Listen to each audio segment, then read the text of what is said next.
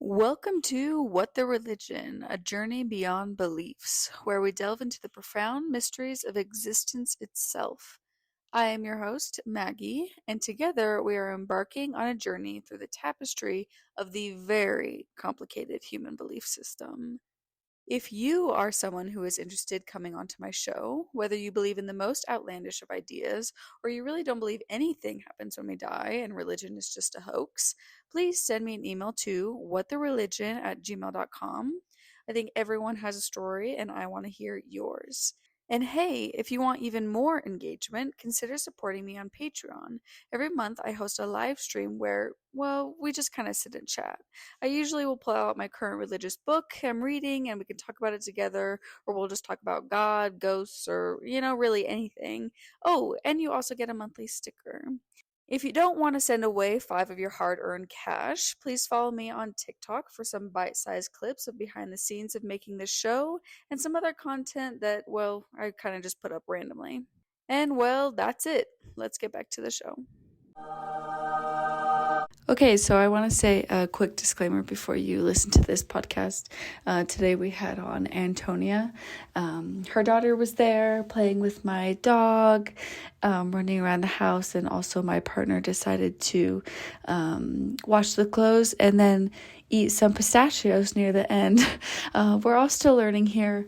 So there is some distractions in the background of the episode, but it's a great one. So if you can move past that and sort of laugh at the mistakes as we go on this podcast journey, you should enjoy yourself. So that's it. Let's get into it.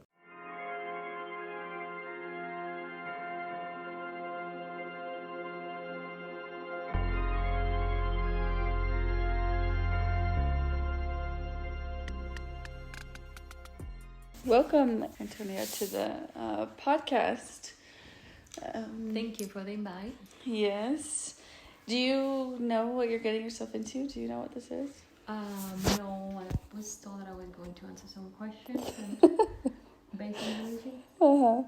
So the podcast is mostly like, because not everyone has a religion, but I think most people have a belief system in how they live their life.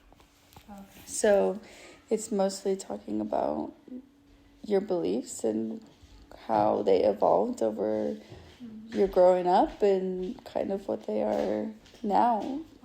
Okay. So less about religion, more about beliefs, which is misleading because the title is What the Religion, but yeah. Yeah. So do you want to tell me a little bit about you and where did you come from? What was your family like? I am from Spain.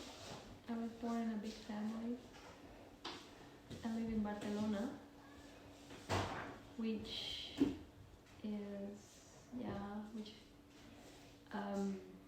is a little bit different than the rest of Spain. We have been looking to have our own culture and identity preserved somehow.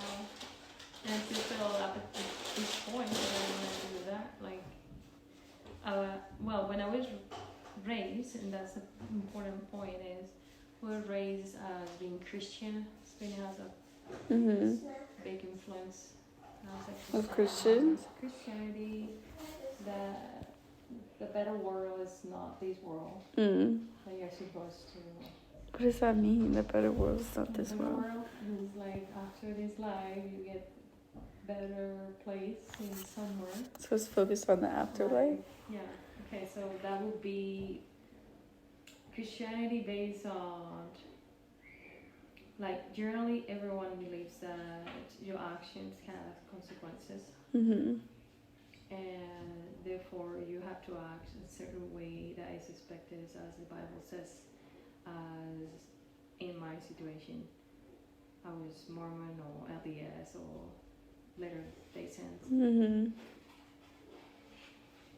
So that did had an impact on what my choices were in short and long term. Right?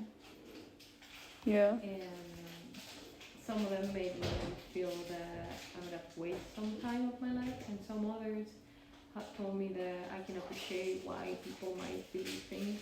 Mm-hmm. Yeah. So, were you raised with both your mom and your dad? Yeah. My mom and my dad. They're really active in. Okay, I'll just cut it out. Vale, señora.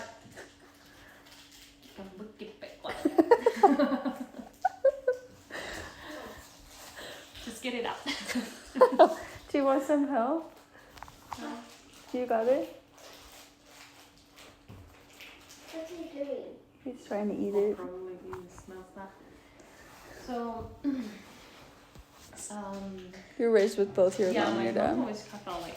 And is that, well, her beliefs are based on that, like, you do what you do this life and then it has consequences on the next life. Yeah. And I think it's a fantasy. Yeah. Created to self-regulate, self-control, and then continue what society, socio-economics, and how education have been built up to get everyone else under control. And and Christianity itself, it's a beautiful. It could be beautiful until you realize, and I mean beautiful life, because what it had shown me is you had a lot of people like you. Like, if you're part of that community, you are, and somehow you have extra perks. Like, you probably get a job if you're in a region, because somehow those connections take you somewhere else. Yeah, right. Out of mafia either. Yeah. You know what I mean? Yeah. Or I also noticed that, well, we are paying tithing, 10%, right? So therefore the bishop will pound on, are you keeping the commandments? So then you can get that help that you do not think that you can do yourself. Yeah. Or that's what it switches on. If you are not keeping the mentality that they have, the way that they see the fantasy that they believe, then so that's why my mom, she was Catholic, then she met missionaries and what missionaries did she meet? The LDS missionaries? LDS missionaries. And was your dad Catholic or what? My dad was already LDS before my mom. Oh, really? They met in the church. Oh, they met in the church. Yeah. So she converted, then met your dad. No, actually my mom got baptized. So, yeah. So they met in the church. They met in the church. He was what is it called? A bishop? Visitors. Oh, the home teachers? Home teachers, there we go. And he was in her, and somehow, they Wow. dated. So what is the, because all I know about the culture of being Mormon is from Utah, and so it's very crazy. What is it like in Spain? Is it much different? I thought, like, what the heck? Yeah. And that's the thing is, my dad and my mom isolated us quite a bit of the rest of the world. And somehow that worked out until you do some mental health.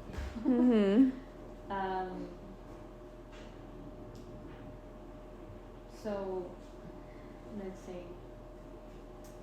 We were in Spain, and when I say isolation, I mean, like, I have my sisters and brothers, right? So you don't think of, like, well, I have to go and look for friends. Like, kind of spend a lot of time with my sisters, which I love. Like, though we were in the same mentality, same way of beliefs. Yeah. So then. And what is that mentality? Can you explain more about how you thought? Why did you feel isolated? Like, how was that? it was white and black mentality. Mhm. So you do something, you get consequences. Mhm. Like negative consequences Mhm. or positive consequences. Mhm. Very someone else is dictating what you have to believe. So in now, like if I say they one day to another, like what would look like in my days before it was I would wake up and I pray my knees. Then I would go to school. I remember not having many friends, and that was a big issue because it was like if they don't follow God, then there's something wrong with them. You couldn't be friends with them. Yeah, and so I would have a hard time to invite anyone at home because of that. Yeah. So I would be quite a bit isolated. Did things to still be part of the community. It was soccer, but then my social skills were really bad. So that added up to the fact that there's something wrong, black and white. Right? If you're not the black, if you're not the white, you are the black. And that comes from the Bible, right? Christianity, and I'm going to say anything that's told that based on Christianity, or I think either or religion, but whatever. So that would be right. I would go to school. I would come back home, and then very often we would have something to do with the church. Like missionaries were over. Wow. We would do the what is it called? Yeah, that meeting. What is it called? That night, morning. Oh, family home meeting. That one. Yeah, we might even have two that week. Wow. We're so active. So the thing is, you will not have time to just question what's happening. Yeah. It's very isolated. It's just how your family was. Yes. So, and then we end up having some friends in the church, which they align so much with that because all the parents would do that with their own kids. So could you still, because you were LDS growing up, could you be friends with Christians or like other religions? Was it people who didn't have a religion that your family sort of didn't let you be with, or was it you could only be with LDS kids? It was a passive-aggressive way of you cannot be with someone that is on the black side. Yeah. Or someone that is choosing to do wrong, which is wrong basically on morality and ethics. Yeah. They would never say, don't go. Spend time with someone. Yeah. It was very passive aggressive. Well, remember that when you go outside our house, God is watching over you. Like is looking at you is actually micromanaging. Yeah. You know what? So somehow those eyes, whereas dad and mom were there, were there. So you would feel guilt for things that were based on what they said is good or right. So if I would spend time with someone with another religion, that would be only if I was preaching them. Wow. Trying to tell them about the church. Yes. Wow. So it as I've been doing this podcast, guilt seems to be a big driving factor in many religions. How do you feel about that? Do you still carry some guilt? My beliefs have changed. My belief about myself, what's good or right. That's what I made a difference, right? Yeah. that's what made a difference. Well, let's get into that. How did your beliefs start changing? Like, what age do you think you were? What stage in life do you think when you started thinking of other stuff? I did not have to look for any doctrine to know this part. And this is why I think that everyone has to do what they have to do to make themselves happy. Period.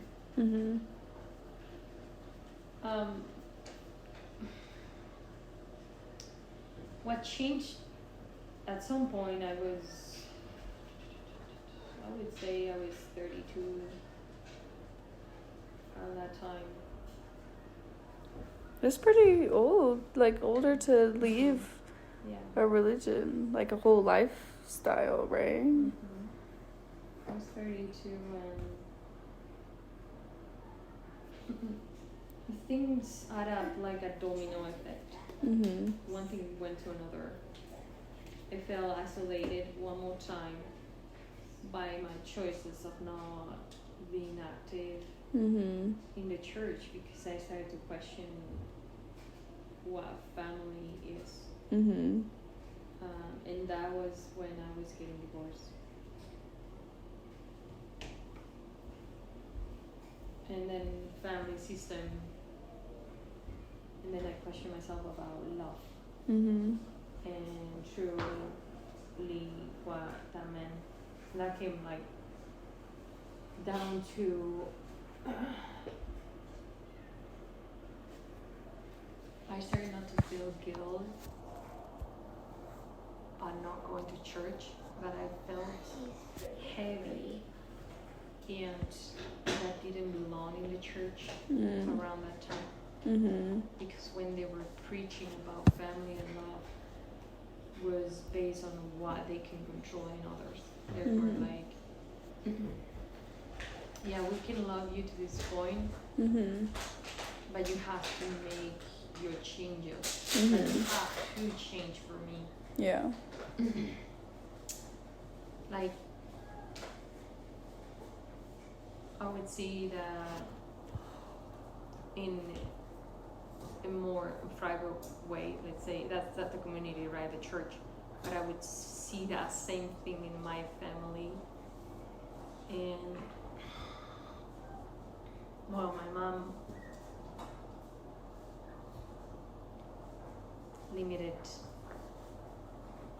she wanted to limit me on, even though I was an adult, and I was probably choosing in a very mature way before, like whoever wants me to do, God. Therefore, who's God in my home? I was dad and mom. Mom and dad told me that we follow dad and mom. They're following God, right?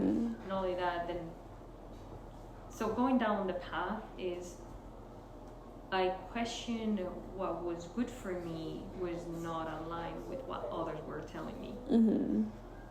And that they didn't accept that, then I pushed myself out of there more and more. And it was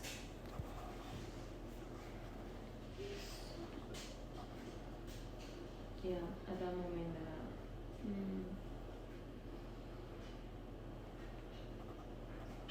I questioned love in a very deep way of, am I not supposed to accept others as they are? Am I not supposed to be accepted too? Why? And that's why I'm not, if I could go down to doctrine, I would see things that reflect this same thing, but on those days, on that time, the ones that were around me already were doing what doctrine would tell them to do. So for me, it was like, aren't you supposed to? No, it's just, what would I expect from it? Like at that point, it was like my choice. I don't feel I belong. I felt that pressure of, you should have to do these things to go to the church, like to go to the temple. Right. And well, I met with Bishop several times, and I was like, we are probably still doing this. And then comes the commandments, and it's like, I feel guilt. Yeah. It got to that point. Because So you weren't feeling guilty at that point for yeah. doing things outside of the church. So I think what changed is that what is good or right is based on what it is. That's very hard to choose and make your own belief system based on your standards. Mm-hmm. And yeah, so that was really hard to make that choice, because that meant that my isolation would not be by going to the church. Mm-hmm. My isolation came after again, Mm-hmm. when I pushed out myself for that. Like Mm-hmm. I pulled myself out. I mean, Yeah. It's just like one isolation for a different isolation. exactly. So I needed to just choose which one I was going to do, Mm-hmm. which I thought there should be another way. And luckily, I found my place by mental health Mm-hmm. and meeting people, new people. Mm-hmm. Yeah. Yeah. Yeah. Because the church comes, I mean, it comes with a community. I think that's a huge point that they kind of put out there, is you have all the people, like you were saying earlier, there's connections and there's opportunities when you have that huge community, especially if you're born into it, right? But having to go out there and discover it and make it for yourself, how difficult did you find that process, like building up that second, I guess, support system? The first part was I needed to find my standards, my what I believe was good or right, like Mhm. good or bad. Mm-hmm. Because it's still there was things that will make me think. Okay, get it. I kind of wish I could have a pet tortoise. Me too. No, we don't have a space yet. So You need to discover what you thought yeah, was right. and that's the thing is, I think religion is for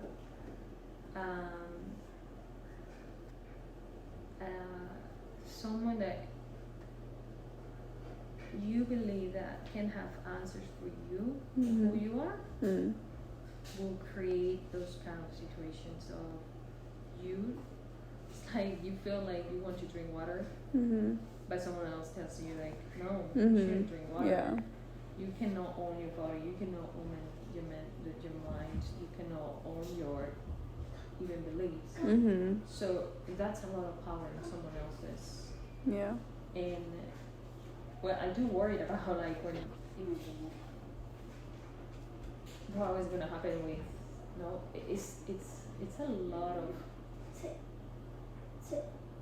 power that you give to someone else. Mm-hmm. And I'm gonna tell this part of there are even exceptions that they do in church, right? And we're gonna talk about ideas, but they do exceptions. How is that in the Book of Mormon at the beginning of it? Nephi is allowed to, and he himself claims that he can go and kill Laban. And this is a test of faith, and they call it like that, the missionaries. Mm-hmm. So when I go down to that is the exception exists even in the church, Mm-hmm. and that's even that in the what they call scripture Mm-hmm. from God. Mm-hmm. That's what is scary is what else are gonna build that, like what else they can create Mm-hmm. inside of Yeah. so well so yeah, so this system needed to be removed, and I still today I question so right now, what I consider myself is very little, and I'm gonna put it like this: not many people can get through me unless they come through the spot of I never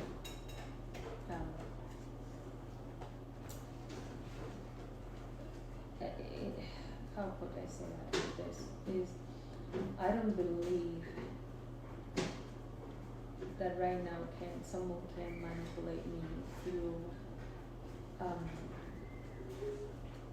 and I don't think they're trying to manipulate me. It's just it's a way for them to feel that they got control over someone else. Yeah. But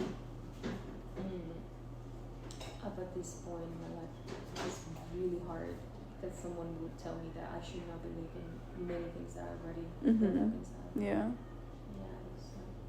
Yeah. And do you think that came from the isolation that you felt, that you kind of just became your own sort of temple? You kind of were just isolated within yourself, and that's why people can't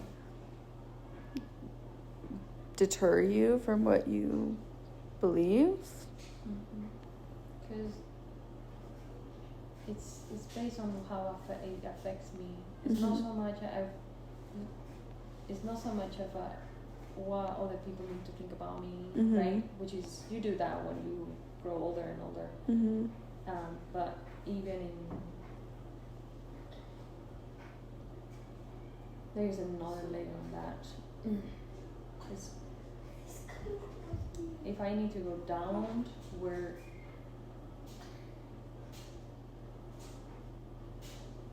that has become, I believe we all have access to the universe, access to who we are, and the more people are more conscious and self-aware of that, the less harm I think one will do to herself, himself, and others. But the other layer is that then you don't create exceptions or special treatment. Someone is better than, or I can feel for you what you have to, or think for you. It's like more one. Yeah. That takes a lot of work. Yeah. So when you were building the things that you believe now, what did you find? Where did you get those ideas? Did you take any ideas from Christianity or from being LDS? How did you determine, like if you were starting from a clean slate, how do you determine what is good and what is not good? Is it just how you feel? It's how I feel, always. Yeah. It's always how I feel. So I'm not, I think not everyone can do it because there are people that they have their own, mental, I think there is some people that they have their own mental state, and still they have a hard time to see the consequences of be responsible of the consequences of what they do, and that is still putting everyone in danger, or putting people like taking advantage of someone else. But I think the more conscious you are of yourself, you think of, oh, there's conscious, they are human, they are, so you do not, or try not to do things that, well, even if you're on path, you have to put your boundaries, and that's part of it.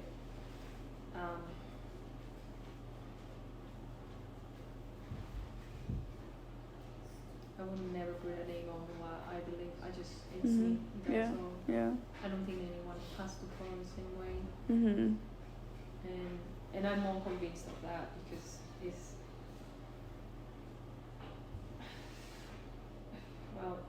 and based on beliefs, if someone is gonna ask me about what I'm an expert on Mhm. or I know a lot, I would give advice, and if I'm being asked to do it, Mhm. and sometimes just, I try to do that, but inside of me, I am willing to put aside completely, like I have this experience. I think that for me will work this way, but I have a hard time just to. Why would I say to my family, no, what you doing is wrong? I don't even feel. Yeah. At this point, I don't feel the need to tell them, Yeah. this is not good for yourself. But do they feel the need to tell that to you? How do they feel about this change in you? There have been a lot of passive aggressive in actions,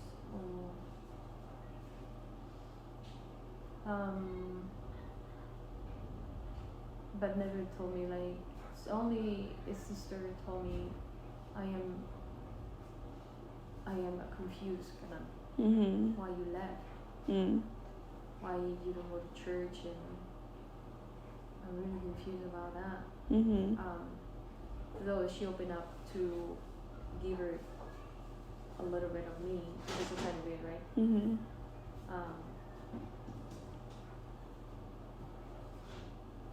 And then she tells me, but I see that you are the same person. Yeah. It's dehumanizing. The kind of see why it's really hard for someone else that has to be right or wrong, black or white. Yeah. To think how she can be the same person. Right. Yeah. And then it builds up that gap of fear. What you don't know, it makes you feel fear. Yeah. Of I should not get close. Yeah, right. But you are the same person. I mean, why would you be any different, right? Because if you've had these feelings all your life and developed it, even if she didn't know that you were developing those feelings, you were still the same person. I think it's rare that people have a double life where it's like one night they're acting completely different, then the next they're changed. Like you had developed this all your life, and whether she knew that or not. So this sort of what you believe now, is there any room for a God? I know this sounds weird, but I think everyone's God.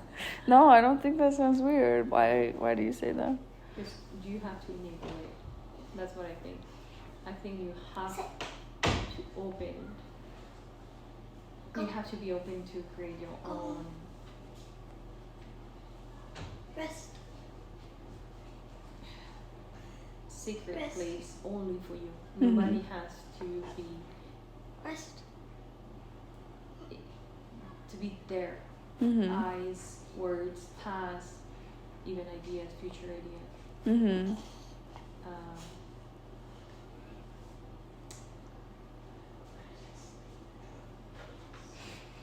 It's pretty similar to what I know as Satanism. I know that's a scary religion name. Satanism. They don't worship Satan. They worship themselves, the people. They believe that you should worship your own feelings and how you feel you should live your life, and which sounds relatively similar to what you're saying. I don't know a lot of Satanism. Yeah. I don't know about it. The thing is, it sounds like they worship themselves. I think you do that to God, right? But I am discarding an idea of that. Is I don't worship that. Because if you say that, and I don't know a lot of it, but how you use that word, that means that they are entitled to do certain things or feel certain ways because they did something or Mm-hmm. they have been through certain. In my way of thinking is, if you're feeling special, so let me explain this. Let's put the entitlement that we can put it there. When someone cannot appreciate that someone else has feelings, Mm-hmm. that someone else have a way of looking at things in a certain way, therefore they become an object. Mm-hmm. And when someone else become an object, I am entitled. Mm-hmm. I become an entitled person. Mm-hmm. So that's why it's so important, right? To observe all other people for who they are and accept who they are, Mm-hmm. and that their path or their way of doing things is the right place. Mm-hmm. Yeah. Though, but it's sounding that in that kind of belief, I'm not sure, secta. I don't know how to say that in English. Mm-hmm. Secta. That it's built up to put a name on something Mm-hmm. and make objectify or Mm-hmm. make Yeah. others objects. Right. So therefore, I'm special, and that's the thing. Is you become special. It means that at some point, or you are not seeing the whole picture, which is we are all connected. Mm-hmm. And like there is something that in it, in the process of connecting with someone else, it's impossible to do it. Mm-hmm. To see their side. Yeah. Right. So I cannot be, and that's the thing, that it will become the same build, like the same structure, same ways, but just putting it in Mm-hmm. another name. Yeah. Yeah. That's what. That's what you want to get away from. Yeah. Mm-hmm. I would say I don't have to put a name on it. It's just simply. Where does that leave you with the afterlife then? Do you have any thoughts on that? You're laughing. Why? It's just is another way to put a name on something. Uh-huh. It's just people want to classify things, Mm-hmm. so they can understand. Mm-hmm. Yeah. And I believe that's something else. Yeah. That's another way to. Alright. So there's something after this life, Uh-huh. but I don't. And I think that might be something because, well, you die, and then Mm-hmm. there's the cycle of life, Mm-hmm. right? Yeah. You die, you become something else. Reincarnation. Exactly. Then the bird eats you, Uh-huh. and then you become part of the bird. And I don't know. Yeah. It's what's after this life. It's just an add-up worried that if you just implement that to your beliefs, Mm-hmm. you just end up acting upon that, Mm-hmm. right? Yeah. So, or you could. So, and it is still something to explore more for me. Yeah. Is I cannot put a label after my life Mm-hmm. because I have never, and if I've lived it, I don't remember it. Yeah, right. So I cannot label what's gonna happen after. Mm-hmm. The Yeah. only thing is that's not. Yeah. Yeah. So it seems like you're more worried, well, maybe not worried, but more interested in what's happening now, whether most religions are focused on what's going to happen when we die. Like, that's why you follow the commandments. That's why you do this and this and this, is because it determines where you're going to be when you die. But you're more focused on what's happening now, which I think is more logical. Mm-hmm. Because how do you know what's going to... I mean, nobody knows what happens when you die, right? Mm-hmm. So why be so focused on it? I don't know. It seems to be a big draw for people. Maybe because it's the fear. They're just afraid. the Christianity, or I say Christianity especially because it's who follows Jesus. Mhm. You have to be worried after this life. Mhm. But if you're not part of the church, Mhm. do you think about it? Like, unless they have told you. Mhm. I don't know. For me, I mean, you don't ask questions unless you feel identified with it, I think. Mhm. Somehow. Like, maybe it's saying more about themselves Mhm. than others. Yeah. Therefore, it is, you need to be worried about what's after this Yeah. life, because I'm not worried about it. Yeah, right. That's part of it. And the other thing is, gives them a lot of control. Mhm. Whoever is teaching you something that is not proven, Mhm. you can prove it to yourself that that's a true to yourself. To yourself, not who else's have have their own personal experience. I dream about my grandma, grandpa, or my family, or my brother, my sister pass away, and I believe I'm gonna go and see them. And therefore, there should be something after. Yeah. And therefore, how do I get there? Mhm. And all of that builds up to another idea. Mhm. But what about if I tell you, no? Well,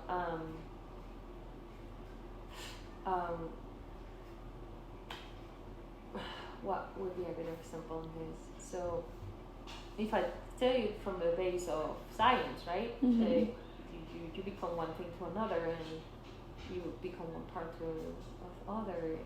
And I'm not discarding of the studies that have been done of showing the the quantum ideas of our bodies can sense before we think. But others might be feeling. I'm not discarding that. But that doesn't mean that is giving us access to tell someone else what they have to feel or do. Yeah. Yeah. So, I don't know if I got out of the line. What were we talking about? I don't even remember. Oh, I went there. Okay. So, yeah. So, and I truly believe that there is, and it's not a belief, it's science, by the way. You can't, if you are surrounded by certain type of, bites, and these waves, and will make you that you will tend to be more negative if you're around to people that they're negative, even if you don't say anything. They just need to stand by you. Yeah, right. It's the same, but those are things that eyes cannot see. But you can feel. Though, how is that if there's something else good for who saw Jesus, good for who saw God, and they call God, and they have so many descriptions of who He is and how He knows what we need. That's the part that makes me think. Yeah. There's a trick there. Yeah. They're trying to trick us. Yeah. And especially if you go back into, like, I don't know if you've done any exploring on the LDS religion and how it actually came to be. But there's definitely some tricks there, which is why I tend to not really believe in like a religion, like a religion, because I think a lot of people, like you have been saying, just kind of want control, and what people can and cannot do, whether, I don't know. But, and the interesting part about that, the control part, is whereas you're in a church or the religion or any kind of group, there are these kind of spiritual groups too, or any kind. At the end of the day, this is a human tendency, survival mode. For us to win in a situation, we tend that we have to impose in others what things are, they look like, and they have to believe it. And as soon as you believe in getting into that drama, it's like you're watching a, how do you call a play? A play, yeah. Play. So if they pick you up, and this is what I think. Is someone is in a fire, right? A home is in fire, right? Yeah. And that's what's happening in the play. Okay? But the ones is like, we're just watching it. Yeah. We're no part of it. But as soon as someone might pick you up and get you there, and someone tells you, you see how hot it is here? You need to get, you need to get water. You need to get water. Yeah. Get water. So that's the thing what happens with the beliefs. Is someone even push you that you have to do something. That you, unless you are really, really synchronized with that part, right? Yeah. Secret, like this is what I think. Yeah. I feel and all that. You get into it. Yeah, right. You get into it. Yeah. If you're a kid, even more. Yeah. So if you're a kid, just brainwash. Right. You can call them any other ways. And how have you developed a way to not do that? How do you not get drawn into something? Because, I mean, some people are really good at, I mean, these huge religions have millions and millions of people who have followed them. How have you sort of blocked yourself from that? I've seen on a private, like in a family settings, many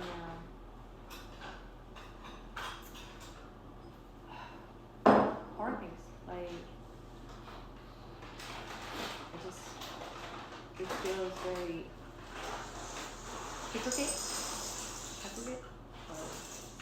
Hypocritical? The guilt part, I felt that there's something off on how I'm measuring people, how I relate with other people, how I have to choose good and bad, and how is that someone else knows better than me? Yeah. It's good for me. Yeah. It's just who you are. I could go more in details on that, but it gets very dark. That's what this podcast is for. I wish we can understand that all this conversation this is not happening only when you are in a religion. It's when you truly believe that what you believe has to be implemented in someone else's. And it can be anything. And breaking through that, and we're talking about religion, but I could believe and I could say that in a political way, like we are supposed to be following someone because they're so and so, and when you get in the point of you want to convince someone else and convincing others, and you believe that you're supposed to convince someone else, that's when it gets hard. Yeah. It gets not hard, it gets not the natural way of thinking. Yeah. Do you see yourself in the future changing this sort of thought process? Do you, I mean, you left a pretty big religion when you said 32. Do you see yourself doing the same thing? Staying out of the religion? Or changing your own thoughts right now, like as you evolve as a person, when your kid gets older? I have to be heat on my head and lose all what I've learned at this point. Yeah. Really, I am like, how I'm gonna go back if I know this, and if they change that, so many thoughts like that. And I thought of it too, but like, it just is not a religion only. It's based on many other aspects that might make you objectify people and make them objects, and as soon as you do that, whatever it is, that's when you know that, and that's what I use for myself. Yeah. Yeah. Any last words? Any last thoughts? If someone was trying to break out a religion and listen more to themselves, because it seems like you really listen to yourself, what would you tell them? Probably two things. One is ask themselves always the question why. Why do I do what I think? What do I think the way I think? Why I think I am here now? Why? Why? And the other question is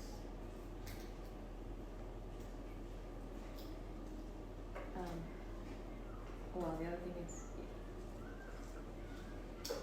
am I loving myself? Thank you for coming on to the podcast. It was great to have you. Thank you for joining me on this episode of What the Religion. Just a reminder to email in for an interview at whatthereligion@gmail.com. Even if you don't feel like you have anything to say, try anyway. I love hearing from you all. Also, follow me on TikTok at What the Religion or consider joining my Patreon. And as always, I'll hear you later.